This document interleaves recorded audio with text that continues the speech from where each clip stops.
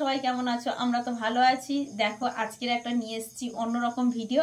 এই দেখো এটা কি বলো তো, এটা হচ্ছে আমাদের বাড়ির পোষা মুরগি। ঠিক আছে, আমরা যে মুরগিগুলোকে পুষে রেখেছি সেই মুরগির মধ্যে একটাই যে মুরগি নিয়ে এসেছি, তাকে মাংস করে খাওয়া বলে।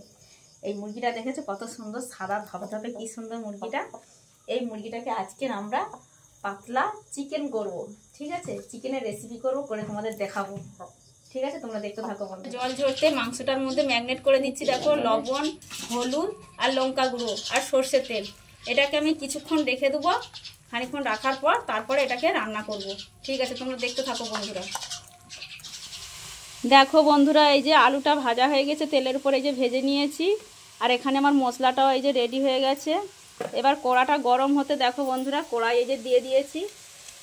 এখানে পেঁয়াজ কুচি আর এই যে দেখো বন্ধুরা টমেটো কুচি দিয়েছি, গোটা শুকনো লঙ্কা দিয়েছি, তেজপাতা দিয়েছি, দিয়ে একটু লবণ দিয়ে দিয়েছি যাতে পেঁয়াজটা আর টমেটোটা একটু জ্বলে যায় তেলের উপরে। তোমরা দেখতে থাকো বন্ধুরা। ভিডিওটি ভালো লাগলে শেয়ার করো, বেশি বেশি করে লাইক করো, কমেন্ট করো। বুঝতে পেরেছো বন্ধুরা? ভিডিওটি পুরোটা দেখতে থাকো।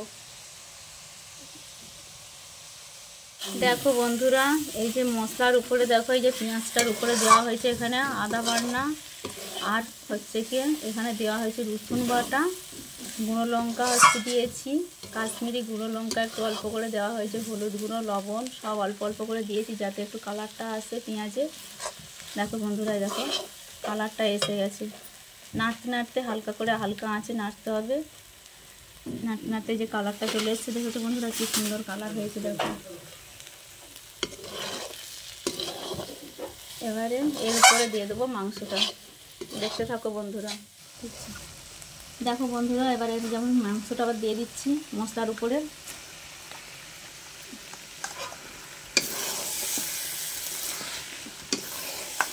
এবার কিছুক্ষণ নাড়তে হবে মাংসটা।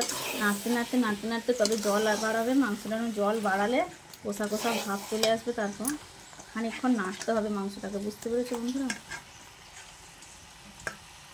খুব বেশি মশলা দিইনি, হালকা পাতলা ঝোল হবে। বর্ষাকালে বেশি রিচ আমরা খাই না এমনিতে। তোমরা এরকম বাড়িতে বানিয়ে দেখবে বন্ধুরা, একদম কম মশলায় আর উনুনের রান্নায় খুব টেস্ট।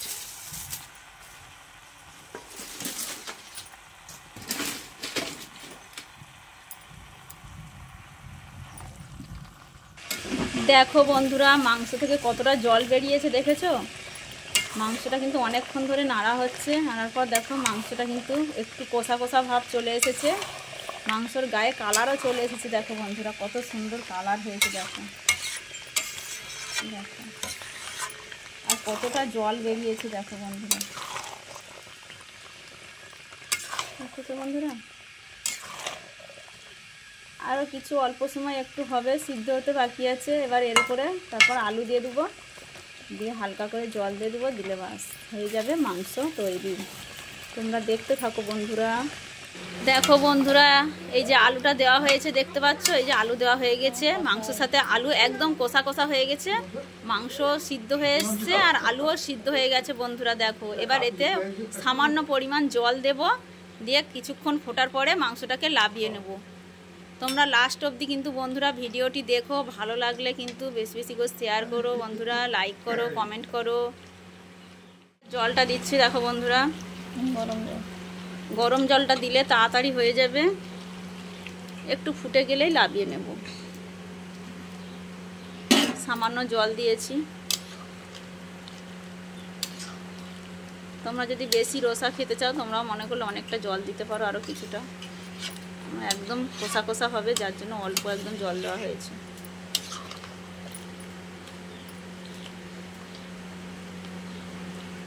দেখো বন্ধুরা, আমাদের মাংস তৈরি রেডি হয়ে গেছে। একদম মাংস আলু সব সিদ্ধ হয়ে গেছে, সুন্দর কালারও এসেছে। দেখো বন্ধুরা, মাংস রেডি। চলে এসো বন্ধুরা ঝটপট, সবাই মিলে একসঙ্গে খাওয়া দাওয়া করবো। বাই বন্ধুরা, তোমরা সবাই ভিডিওটা ভালো করে